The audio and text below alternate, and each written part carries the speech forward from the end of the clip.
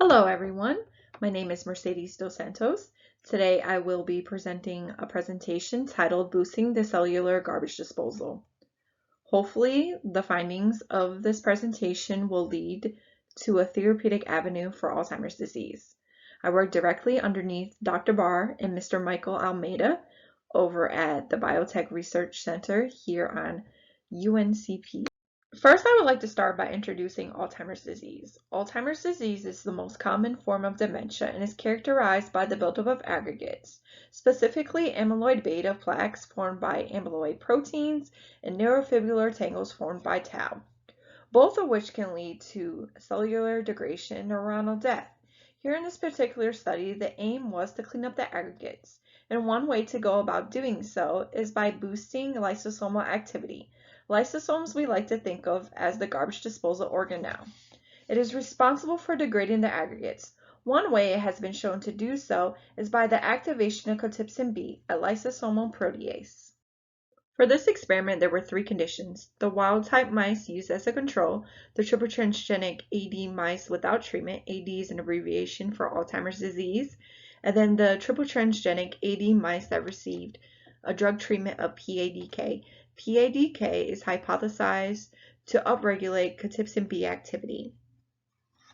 The treatment mice received an oral dosing of PADK for 11 days. After 11 days, a cognitive test was done to analyze exploratory habituation. Then the mice were dissected, extracting the hippocampus. Hippocampus is a region associated with memory and cognitive behavior. The hippocampus was then immunostained to measure levels of amyloid-β plaques and tau. As shown with the open field results, the drug PADK seems to protect against cognitive decline.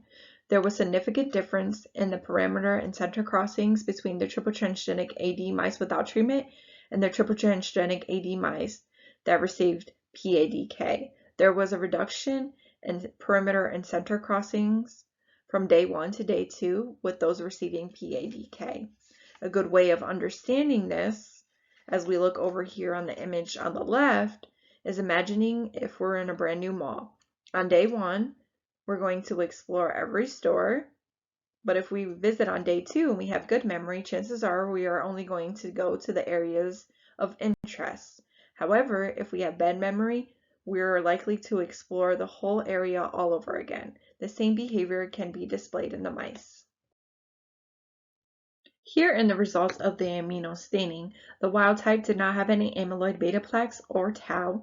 That is because naturally mice do not have Alzheimer's disease. However, the triple transgenic AD model that we had a significant amount of tau and amyloid-β.